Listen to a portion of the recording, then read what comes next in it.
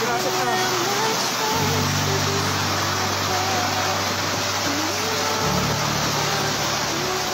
Mga kapatid, ilalaan ko po ang video na ito para sa ating mga kababayan. Pagpipray po natin sila sa Bicol region, sa mga tinamaan po sa Naga as of recording. Kasi sa San Juan, La Union, dito po sa base ko, ay sobrang lakas pa rin ng hangin. Pabugso-bugso, biglang lumalakas. Kahapon niya sobrang delikado, prayer meeting. Miyerkules kasi kahapon ganyan na yung panahon. So nakasingle lang kami.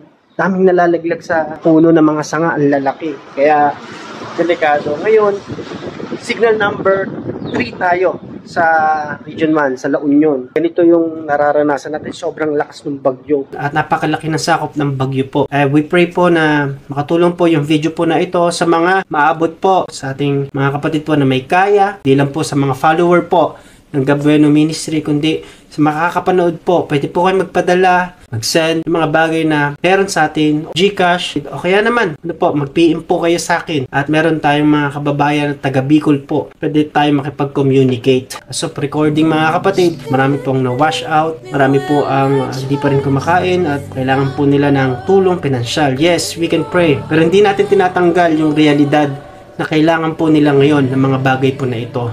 Damit, pagkain, load, mga bagay po na yan, bigas, gatas, tubig, mga nabagyo po, mga kapatid ko sa Panginoon. So, samahan niyo po ako sa isang panalangin. Hallelujah. Heavenly Father, sa oras pong ito, patuloy po kami nagpapakababa sa kapangyarihan ng Banal na Espiritu, sa pangalan niyo, Panginoong Kristo, sa pagtanggap namin po sa inyo bilang Diyos namin, Panginoon.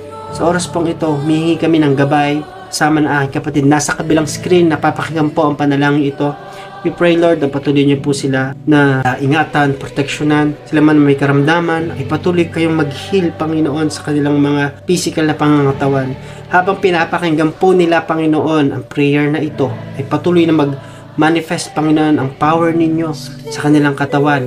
Bone by bone, vein by vein, flesh by flesh, Lord.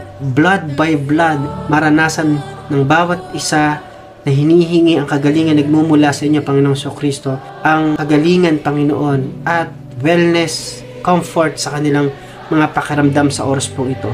Nilalapit ko rin ang lahat mga na-wash out po, Panginoon. Patuloy na kayo mag-provide ng pangangailangan nila sa mga hindi pa nakakain, sa hindi pa humuhupa, Panginoon, ang baha sa oras pong ito. Ay patuloy niyo po, Panginoon, na katagpuin aking mga kapatid po. Lord, I pray sa oras pong ito, hallelujah, sa mga bata na nagugutom pa dahil kulang ang supply ng pagkain, patuloy kayo magpadala, Panginoon, ng mga pagkain at mga malilinis po na tubig. Sa mga wala pang kuryente, Lord, patuloy po kayong padala ng mga tutulong po doon sa lugar po na nasalanta ng bagyo.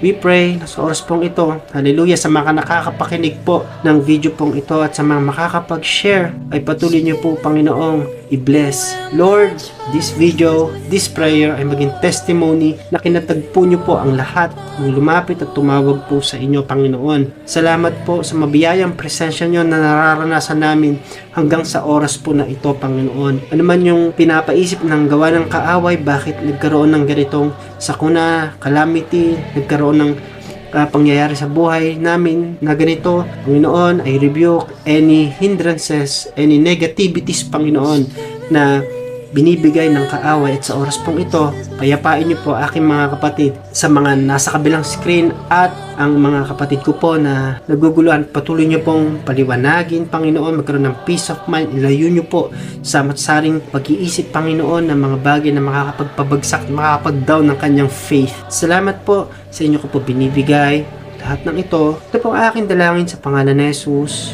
Comment daw, Amen. Share this video, mga kapatid. At sa mga makakatulong po, pwede po kayo mag-send. Kaya naman po, pwede po kayong mag-send ng message po sa akin. Makikipag-communicate po ako. At I pray po na bawat isa ay tumulong hindi sa bagay na maibabrag yung ibang tao. Hindi, tumulong kasi ito yung passion Ito yung love. Ito yung charity na sinasabi ng Bible. Na yung pagmamahal ay pagtulong. Amen? So, yun lang po. Continue sharing this video, this prayer. Palain ng Diyos ang bawat isa.